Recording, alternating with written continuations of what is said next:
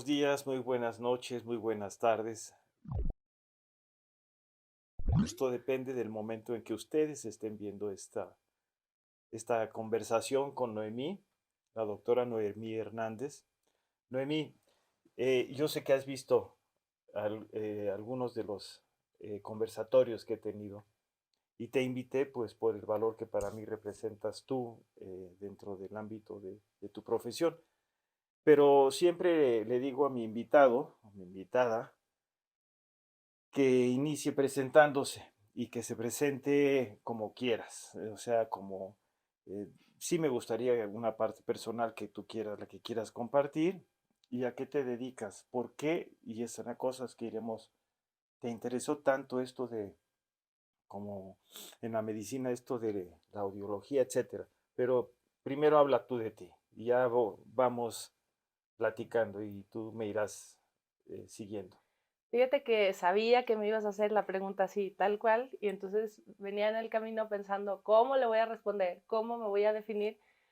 Y pienso que qué difícil es definirse porque uno se puede definir en base a la profesión o a la familia o al, no sé, gustos, y uno es muchas cosas, ¿no? Sí, En diferentes momentos de la vida o en diferentes como facetas. Ahorita ajá, puedo decir que soy una mujer, que soy médico, que soy una mujer libre, que soy tu wow. paciente, que soy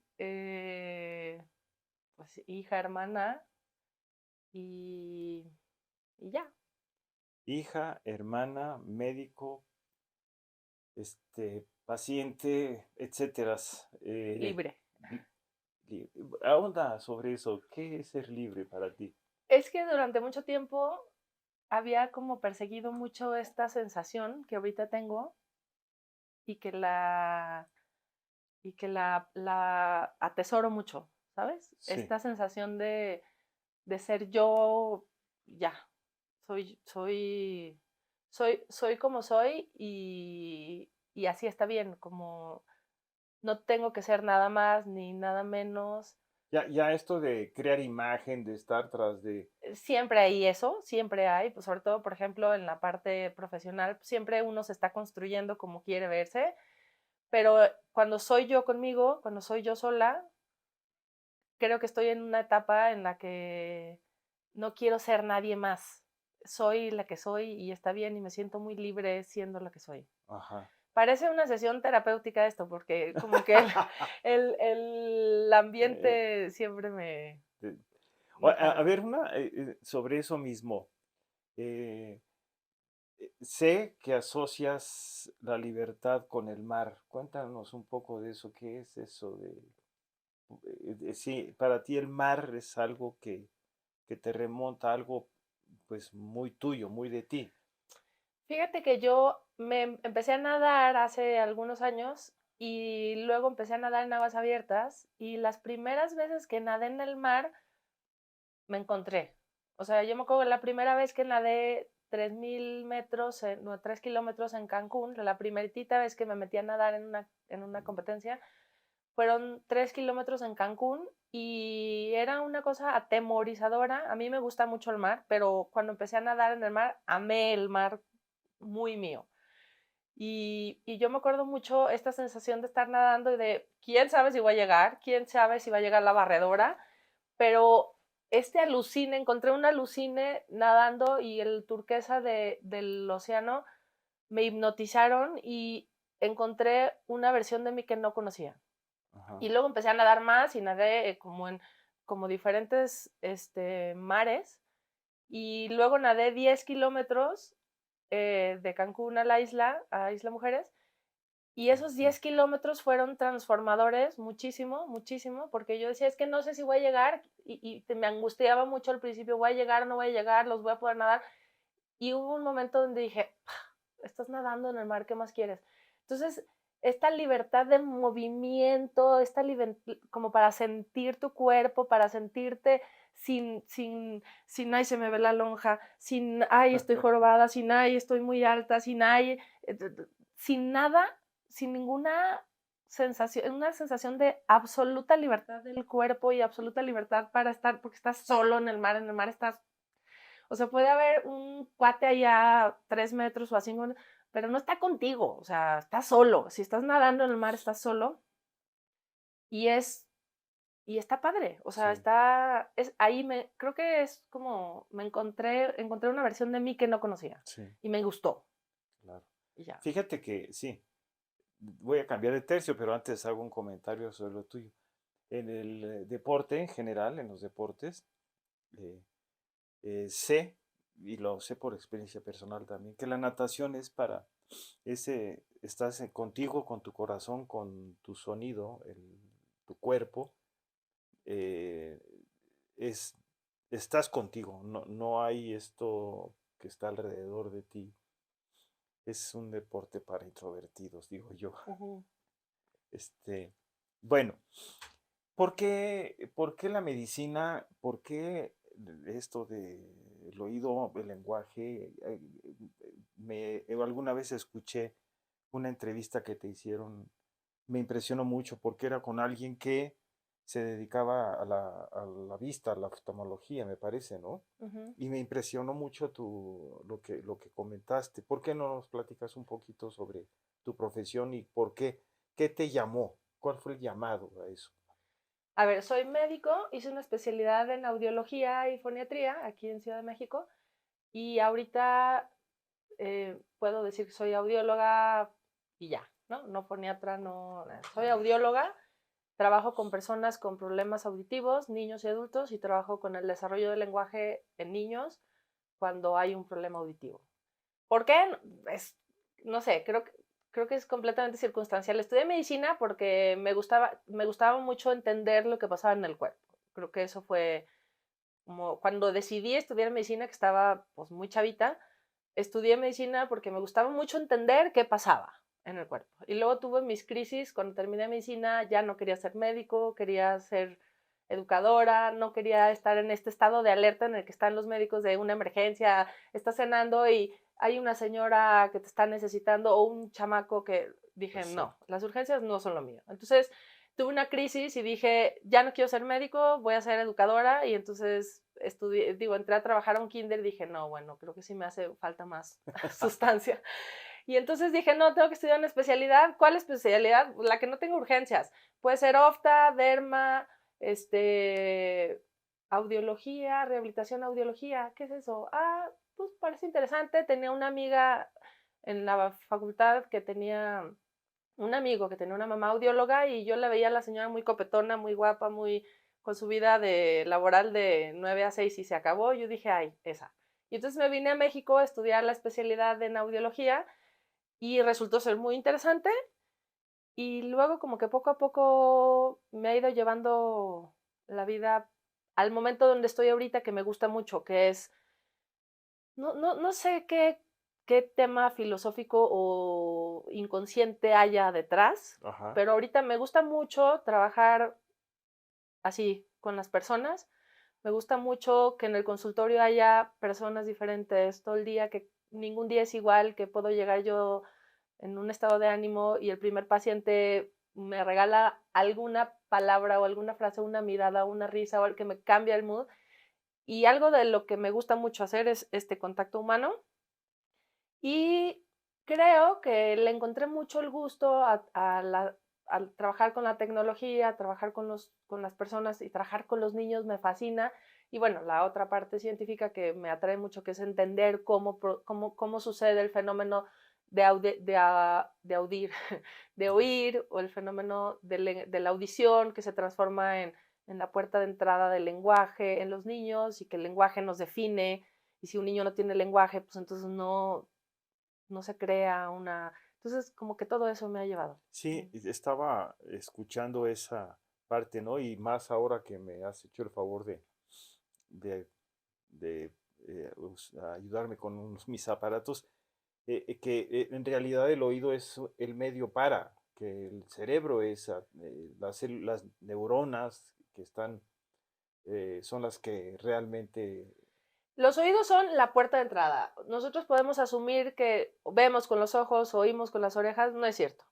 Las orejas, así como los ojos, son la puerta de entrada de un estímulo. En el tema de los oídos son la puerta de entrada de las ondas sonoras y esas ondas sonoras viajan por una vía nerviosa hasta el cerebro. Es como un cable, un nervio que conecta con la corteza cerebral.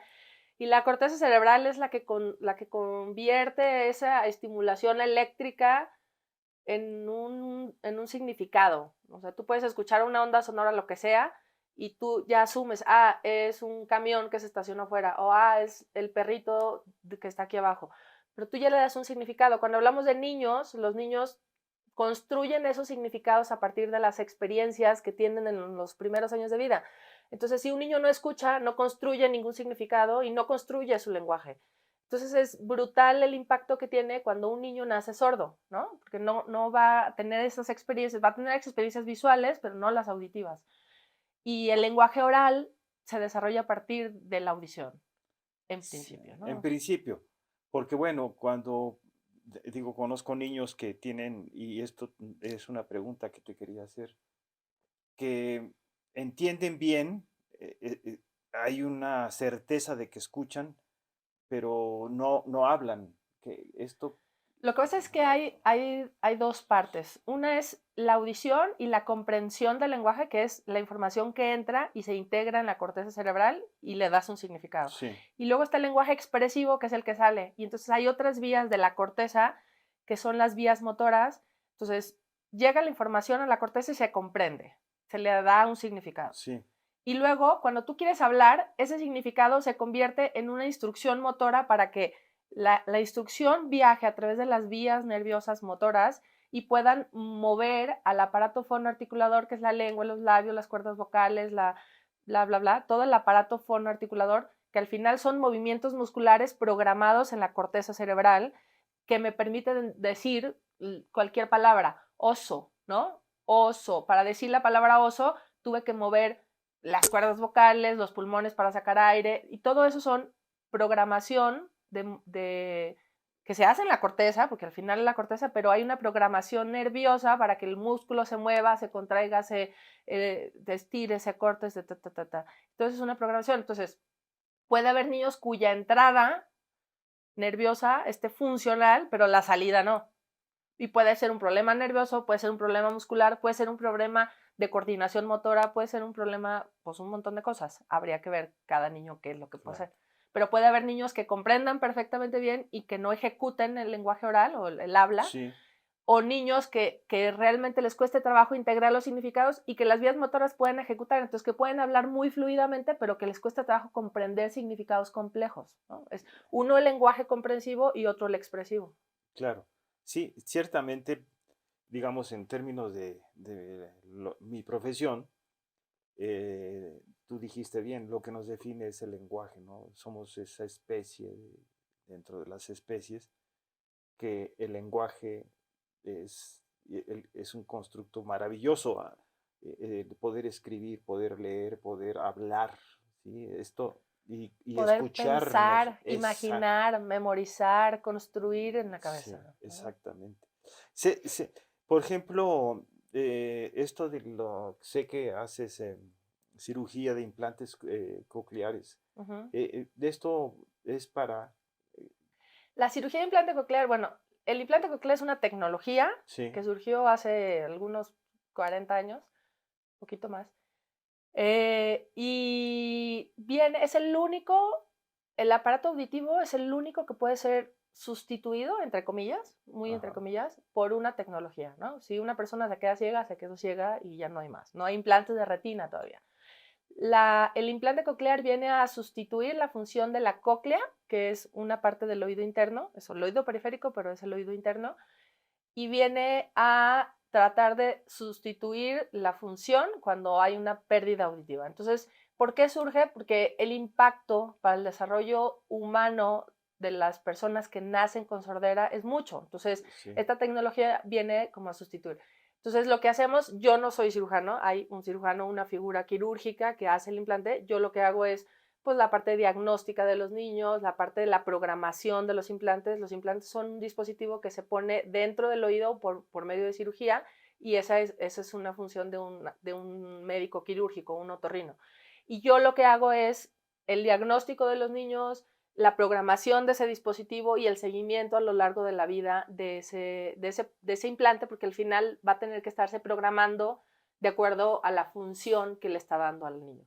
Pero lo que hace es darle audición y darle audición a volumen normal a una persona que nació o que tiene una pérdida auditiva profunda. Antes se usaba solamente para niños, ahorita ya está también para personas adultos, es más, de cualquier edad, que tienen una pérdida auditiva que es que ya no es funcional con los auxiliares auditivos. Por ejemplo, tú tienes una pérdida auditiva pequeñita que es perfectamente compensada con unos auxiliares auditivos. Cuando esa pérdida auditiva es muy grande y que los auxiliares auditivos ya no te funcionan lo suficiente para que tengas una vida social funcional, entonces entra el implante coclear y te da mucho más power. Ok.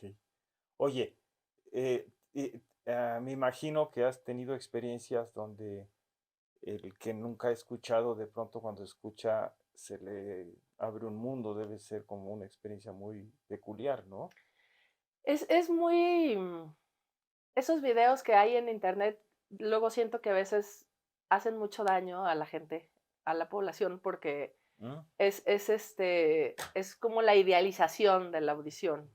Ok. Sí hay cosas bien bonitas que pasan, pero no siempre es así. Por ejemplo, una persona, tú has dicho, una persona que nunca ha escuchado, imagínate una persona de 20 años que nunca ha escuchado y le ponemos un dispositivo, el tema es que va a escuchar ruidos, pero no ha tenido la capacidad de darle significado a los sonidos. Entonces escucha las palabras, pero no hay ningún significado Wow. porque no ha tenido. Cuando es, o sea, entonces hay como muchos casos. Cuando hablamos de bebés que le ponemos un implante coclear, lo que estamos garantizando es que ese niño va a crecer con un input auditivo, entonces va a poder darle el significado al sonido a partir de las experiencias de su vida y de la terapia del lenguaje que bla, bla, bla.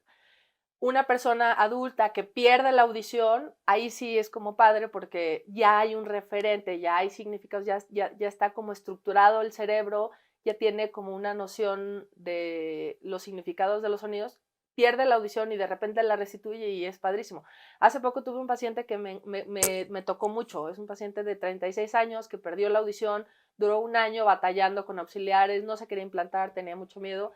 Le pusimos el implante coclear y cuando se lo activamos, fue como él ya tenía la experiencia del sonido, ya lo conocía, lo había perdido, estuvo un año en silencio brutal y con tinnitus y muy desagradable, y de repente activamos y fue como, y lloró, ¿no? Un chavo de 36 años que eso Sí, fue, es como muy conmovedor, sí. conmovedor, sí. Sí, sí debe ser la experiencia. Yo he pensado, si tuviera que elegir entre la vista y el oído, prefiero el oído por mi experiencia de la música. O sea, yo me imagino al pobre de Beethoven que fue paulatinamente perdiendo el oído, los líos que se ha de haber hecho de escuchar en la cabeza, porque sí, sí pasa, por ejemplo, a veces yo iba en el avión leyendo partituras y sí escuchaba adentro de mí,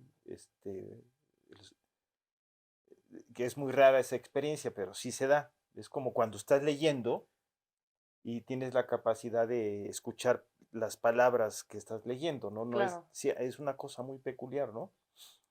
Pero me imagino la pérdida de la audición tremendo. Y yo entiendo que vivimos en un mundo visual, sino incluso cuando se habla de que si escuchaste algo, dices, viste, se usa el verbo ver en lugar del Ujú. verbo escuchar, ¿no? ¿Viste la orquesta? Es Sí, como, sí. sí. Este, oye, y bueno, cambiando un poco de tercio, supe que estudiaste también una maestría en desarrollo humano. Sí. Sí, estudié una maestría en desarrollo humano cuando estaba en una época como muy aburrida de mi vida. Me acuerdo que en esa época trabajaba 5 horas al día, o sea, bien poquito, en un trabajo que emocionalmente me arrasaba mucho. Trabajaba en Teletón y eran 5 horas de mucho estrés emocional porque cada paciente era un drama familiar brutal. Y nadaba mucho en ese tiempo, pero tenía mucho tiempo libre y yo necesitaba como otra cosa. Entonces me metí a estudiar desarrollo humano y me gustó mucho.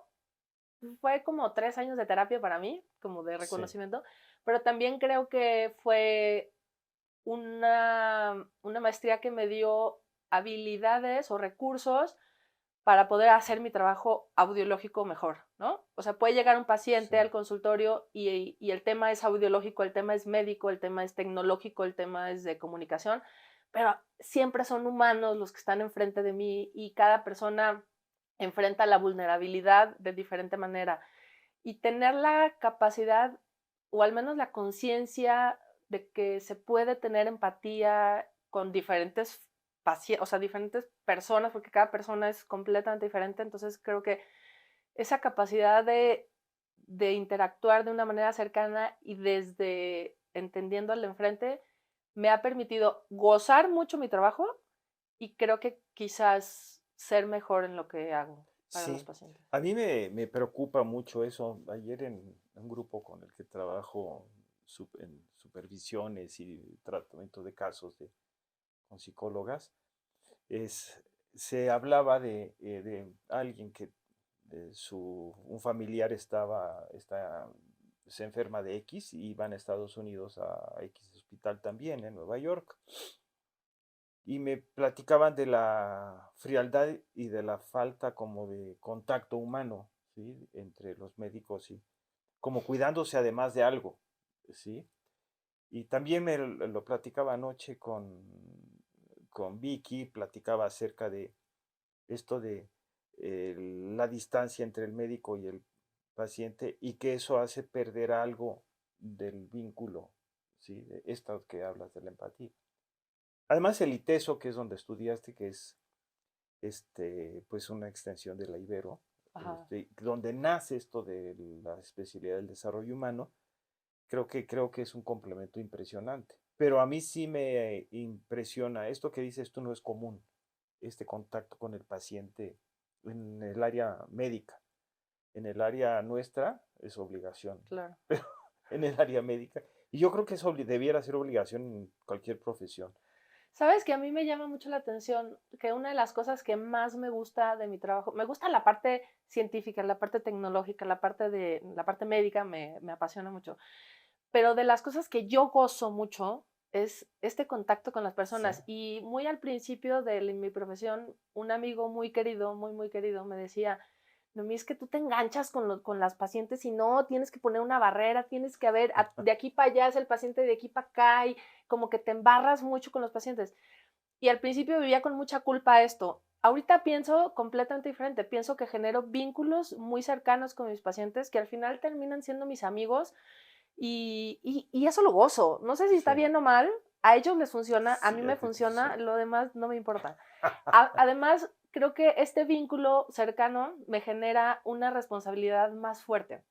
Cuando tengo pacientes nuevos, por ejemplo, niños, ¿no? Que son niños nuevos, pues me da ternura, me da estrés, como chin, tiene que irle bien, tengo que hacer las cosas bien. Pero cuando es una niña que tengo 3 años o 5 años tratando, digo, no manches, ¿cómo a mi chaparrito? O sea, es mía, es mi paciente, es mi Sí, niña, tengo que hacer, o sea, es como si fuera como un familiar, como una cosa muy mía, ¿sabes? sí, Y me genera un sentido de responsabilidad más fuerte, que luego, pues me pesa, pero es algo bueno, así es la vida, pues me gusta ese claro, vínculo.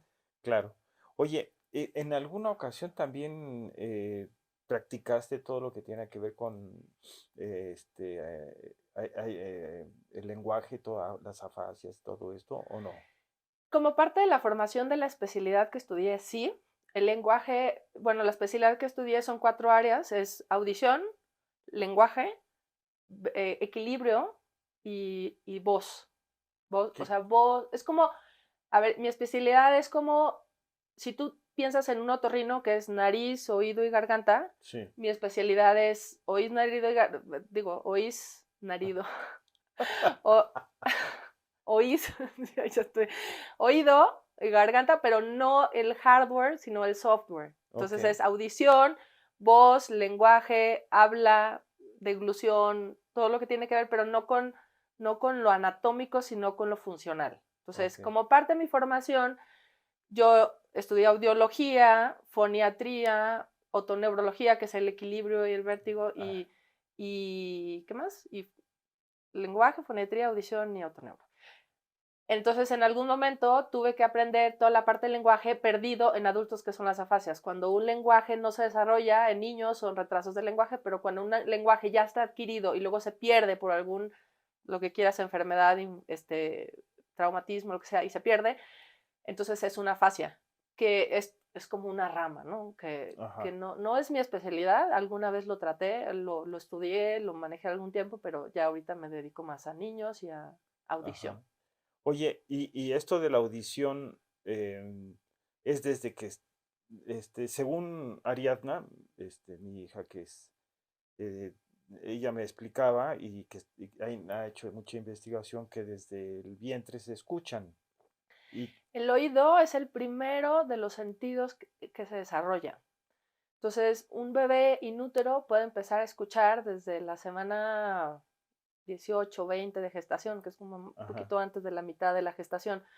Se perciben sonidos. Evidentemente, toda esta experiencia auditiva que hay inútero repercute al nacimiento, porque al nacimiento, pues, un bebé es capaz de reconocer los rasgos de la voz de la mamá, y tiene como o sea, ya tiene un poco de desarrollo. Evidentemente no hay todo el desarrollo completo, no es que distinga o que entienda palabras, pero sí detecta los rasgos de la voz de la mamá, los como rasgos fonéticos que se pueden tener, y por eso se calma más, un bebé recién nacido se calma más con la voz de la mamá que con cualquier otra voz, porque es una voz que ya reconoce, ¿no? que es familiar. Igual sucede, digamos, con todos los demás sentidos, me refiero, pero la audición es el primero. El primero. Mira, qué impresionante. Voy a cambiar de tercio, acercándonos al final, estoy viendo mi reloj, em, y sería algo, sé que, vaya, estás viviendo un momento importantísimo en tu vida, un momento de, ¿qué edad tienes tú ahora? 43, como 43. el licor 43. Eh, sí, en términos de generales decimos que estás en la mitad de la vida, digamos, más o menos, ¿no? Ahora no sé cuál va a ser la mitad con La esta, expectativa de vida va sí, creciendo. sí, pero digamos que en términos generales, sí, yo creo que todavía va a faltar bastantes años para que esto se modifique totalmente, sí. Y además es todo un problema, pero en fin, estás en la mitad de la vida. Eh, y yo siempre les pregunto a las personas que están conmigo, y creo que lo has escuchado, ¿qué mensaje le darías a los jóvenes después de lo que has vivido? ¿Y qué mensaje nos darías a los viejos que estás en medio? Así, mis entrevistas con los que están en medio les digo, bueno, ¿qué le dirás a los chavos, a los jóvenes?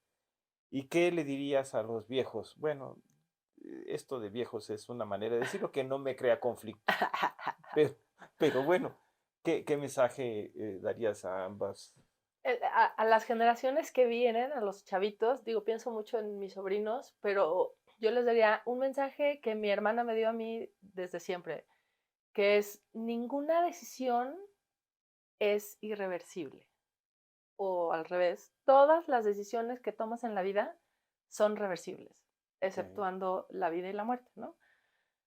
Pero cualquier decisión, a mí me costaba mucho trabajo decidir cosas. ¿Qué voy a estudiar? ¿Dónde voy a trabajar? ¿Qué voy a hacer de mi vida? Bla, bla, bla.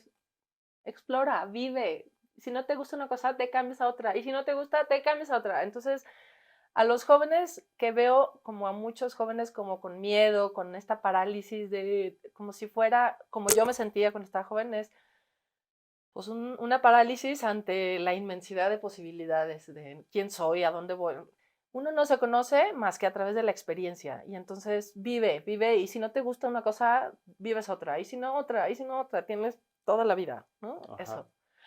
Entonces, ninguna decisión es irreversible, o al revés, más bien, ajá. todas las decisiones son reversibles. Vive, y si no te gusta, te vas para atrás.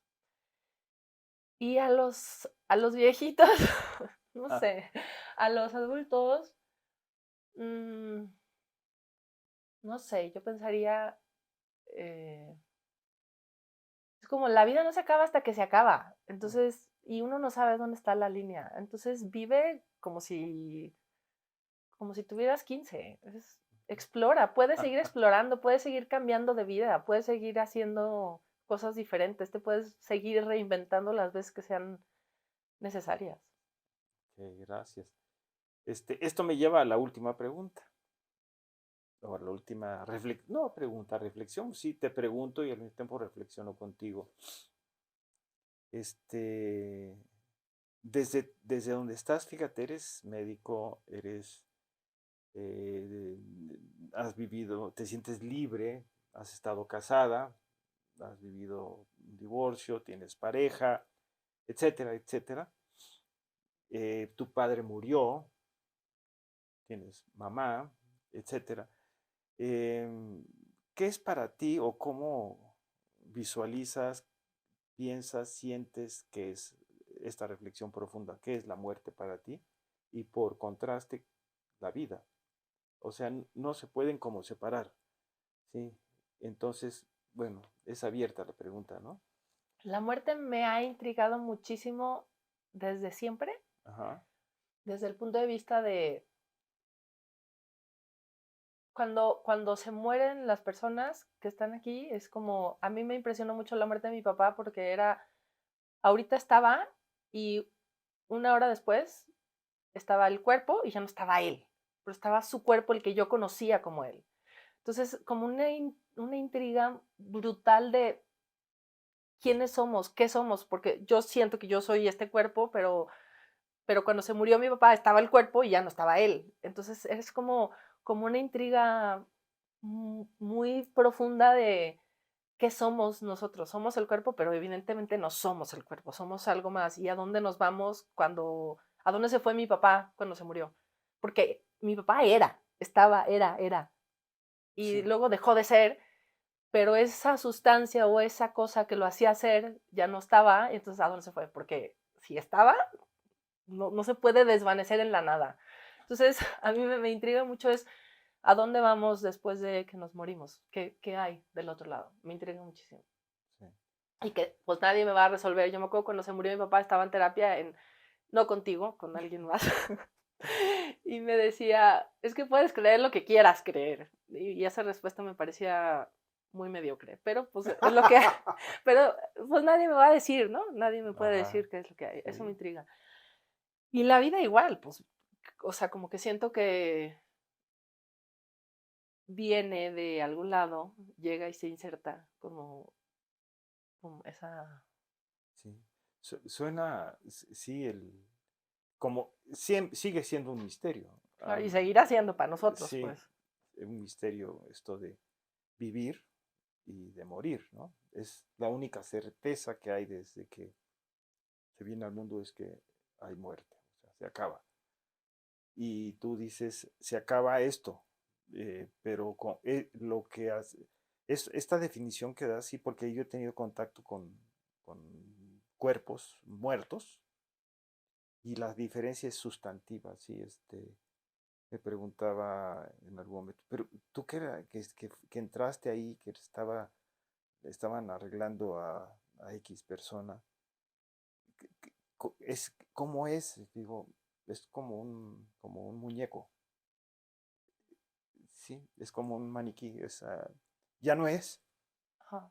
este, y en las figuras estas, egipcias, en los murales egipcios, es muy elocuente como le ponen como si un humo saliera de la boca, ¿no? Sí. Del muerto.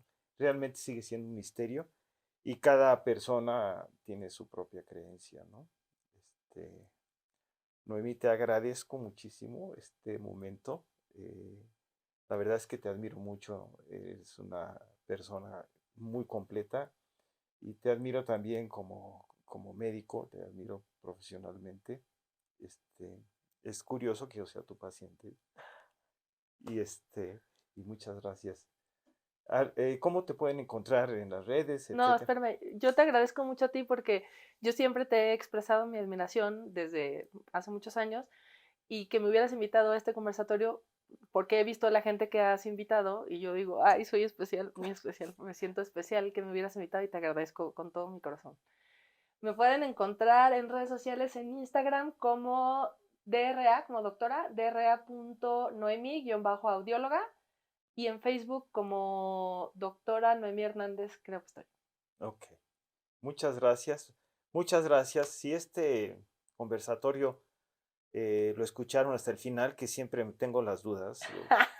Sí, yo sé que con este mundo tan deprisa, muy pocos se echan de principio a fin el conversatorio, pero por favor dale un like y también si no te has suscrito, suscríbete y te avisan del próximo. Están padres las pláticas, de verdad. Muchas gracias.